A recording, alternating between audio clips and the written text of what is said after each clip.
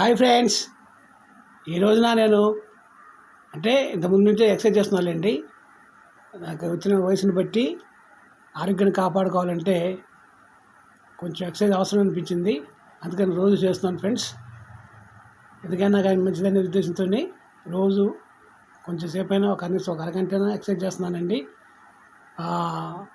ఎందుకైనా కానీ వయసు రీత్యా ఆరోగ్యాన్ని కాపాడుకోవాలంటే తప్పనిసరి అయిందండి. కొంచెం వాకింగ్, కొంచెంసేపు ఎక్సర్సైజెస్ ఇలా చేయడం ద్వారా కొంత బరువును అదుపులో పెట్టుకోవచ్చు.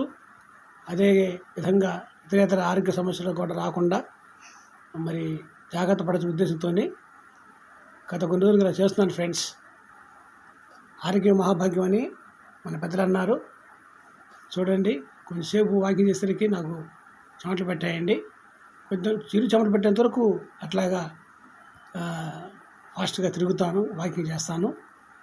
ఆ చిరు చెమటలు పెట్టినప్పుడు కొంచెం అలా కూర్చుంటాను ఫ్రెండ్స్. మా మిస్సెస్ ఈరోజు అంబలి చేసి ఇచ్చిందండి. బరువు తగ్గుతాం మంచి ఉద్దేశంతో అన్నం కాకుండా రాత్రికాల సమయంలో ఫ్రెండ్స్ జొన్న జావ చేశానండి.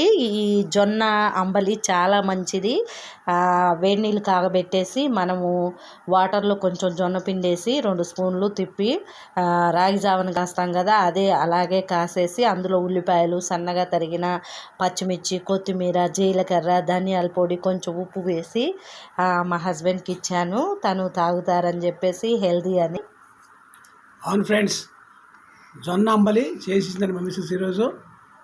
చాలా బాగుందండి, చాలా టేస్టీగా ఉంది, రుచిగా ఉంది తినడానికి కూడా. దీనివల్ల ఆరోగ్య ప్రయోజనాలు ఉంటాయని చెప్పి మేము చూసాము. అందుకనే ప్రతిరోజు కూడా జొన్న అంబలి తీసుకుంటున్నానండి నేను. మరి కొంచెంసేపు తర్వాత ఆకలి వేసినప్పుడు నేను మళ్ళీ ఇంట్లోకి వెళ్ళి ఉదయం మిగిలిపోయిన అన్నం ఉంటే కొంచెం వంకాయ కూర కూడా ఉంది, ఆ 2 కలిపి తిందాం అనిపించిందండి. ఏదైనా కానీ కొంచెం ఆకలి కనిపించేసేసి అన్నం వంకాయ కలుపుకొని తినడానికి నేను ఉన్నానండి.